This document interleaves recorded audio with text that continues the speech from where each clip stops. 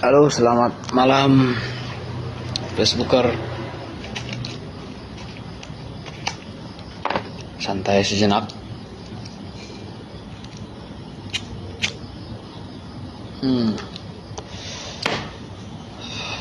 Ya, jadi Facebooker, saya melihat di YouTube, ya, di YouTube itu berseliweran mengenai PP 35 tahun 2021, ya. Berseliweran.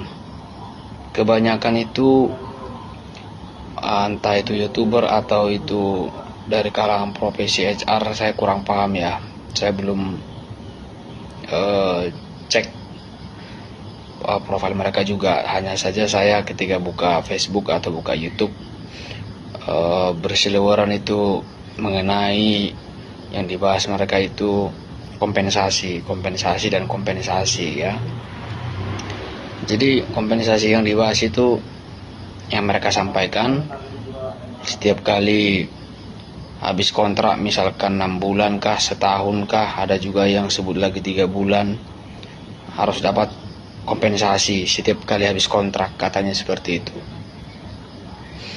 Ya, jadi itu yang dari saya lihat, yang dari YouTube, ya, dari Facebook, ya, dari Reel, macam-macam lah itu, ya. Sebentar, saya tarik dulu, ini mati rokok saya. Karena kadang kalau nggak ngerokok bisa hilang itunya, bisa hilang ilmunya, ya. Entahlah. Nah, jadi kayak begini maksudnya. Saya mau menyampaikan dari dua pandangan sisi aja sebetulnya. Dua sisi, ya, nanti terbagi lagi. Yang pertama, sisi yang pertama, coba kita bayangkan kalau kita yang jadi pengusaha. Oke, ini saya bukan mau mengabaikan aturan, ya, bukan. Oke, kita tempatkan diri kita dulu kalau kita yang sebagai pengusahanya menyikapi kebijakan itu. Yang kedua, tentu kita sikapi juga dari sisi kalau kita sebagai karyawan, ya. Tentu ada plus minus, kan. Nah, kemudian yang mau saya sampaikan adalah itu memang betul ketentuan, ya, kawan-kawan, ya, itu memang betul ketentuan. Betul. Memang ada kok tertulis di PP 35 tahun 2021 itu ada ketentuannya. Setahun 1 bulan upah. Artinya setiap per habis kontrak ada kompensasi yang harus dibayarkan pengusaha kepada karyawan. Itu betul. Itu betul, ada. Kemarin di part 01 saya di channel Facebook saya ada kok saya sampaikan seperti itu. Cuman yang kadang para penyampai informasi ini kadang kurang detail menyampaikan, kurang komprehensif. Kalau saya bilang bahasanya itu kurang komprehensif lah, kurang detail, kurang komprehensif, kurang apa lagi, ya, kurang menelaah mungkin, ya, kurang menangkap secara bijaksana atau secara apalah, ya, secara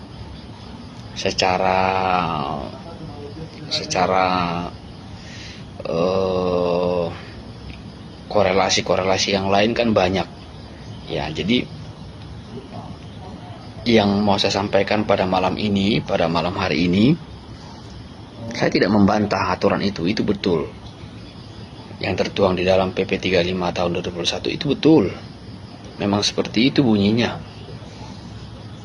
Tetapi yang mau saya sampaikan adalah sebetulnya itu terjadi, ya, yang disampaikan tadi, pembayaran uang kompensasi itu boleh terjadi dengan ada syarat-syaratnya, kawan-kawan. Ada syarat-syaratnya, nggak sembarang. Oke, sekarang saya buka syarat-syaratnya apa. Dua sisi, dua syaratnya.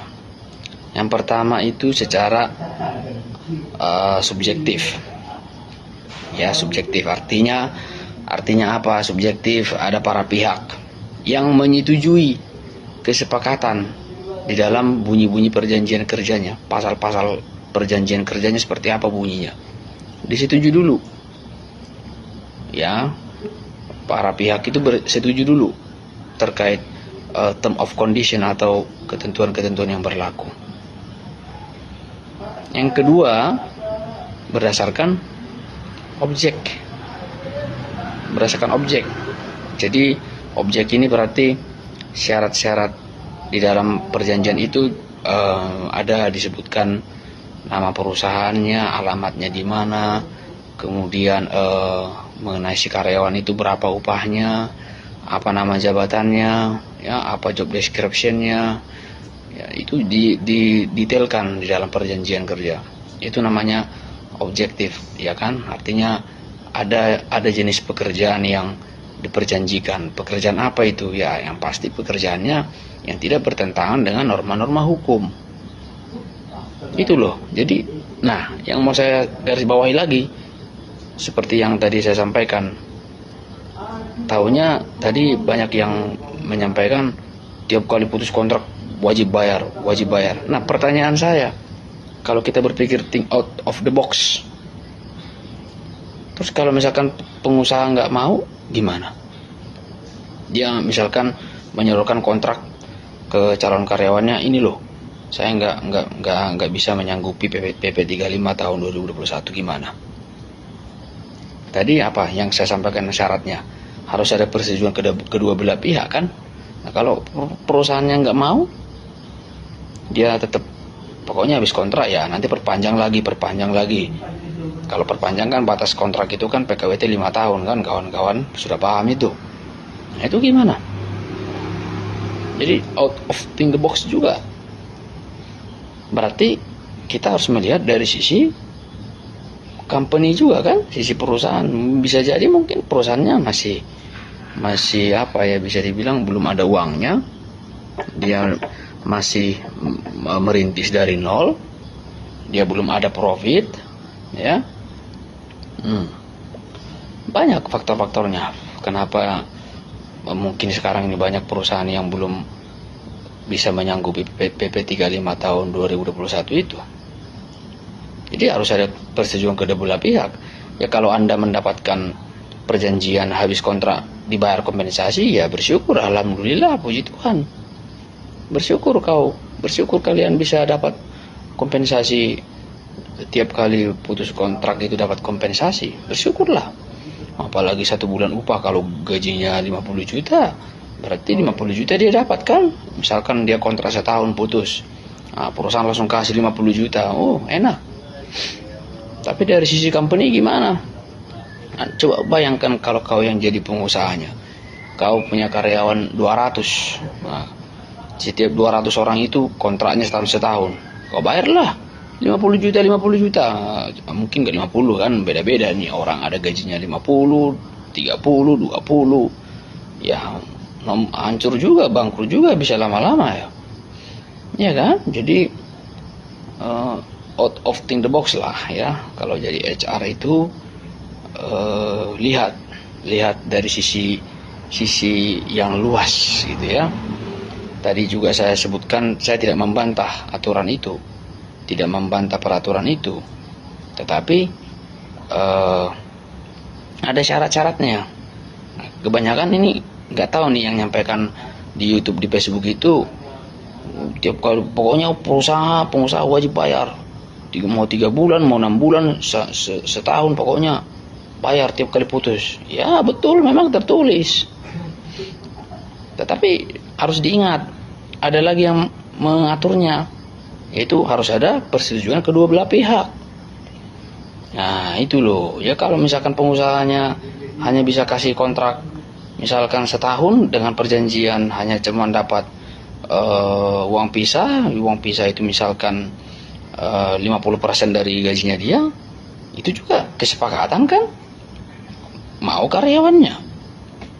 Nah gitu loh maksudnya ya. Jadi ya harus be smart lah ya, be smart ya. Jangan juga jadi apa ya, jadi tiap kali baca itu langsung ditelaah, oh ini aturannya begini, berarti harus begini. Waduh, kacau kalau seperti itu ya, pemikiran-pemikiran HR ya. Ya ini saya luruskan aja biar kita mungkin sama-sama koreksi, boleh, nggak apa-apa. Mungkin saya juga ada yang kurang tepat penyampaian saya, ya silahkan gitu ya. Karena saya pun sudah sering memproses karyawan ya, sudah sering juga memberikan edukasi. Nah makanya nanti kita di dalam program saya akan ada edukasi HR ya, edukasi sumber daya manusia yang kita akan bahas ya. Kita akan belajar, kita akan sharing, kita akan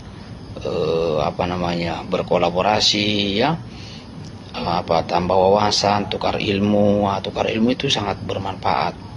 Nah ini saya buat video ini biar pada mungkin biar kita bisa saling, maksudnya memberikan masukan ya, bukan mau menyalahkan, tidak. Tadi saya sampaikan betul, memang seperti itu aturannya, tetapi harus dipahami dan diingat dari sisi yang lain ada korelasinya, ada yang harus kita sampaikan secara detail agar orang tidak berasumsi sesuai dengan aturan saja gitu ya. Nah, jadi harus kita tambahkan itu tambahan ketentuan syarat-syaratnya. Itu maksud saya kawan-kawan ya, profesi HR dimanapun berada. Saya hanya menyampaikan dan kita ingin sharing, ingin diskusi saja ya. Terima kasih bagi yang suka video ini, boleh komen, boleh like, boleh share, boleh memberikan insight, pandangan juga, silahkan nantinya ya. Terima kasih, selamat malam dan selamat beristirahat untuk kita semua.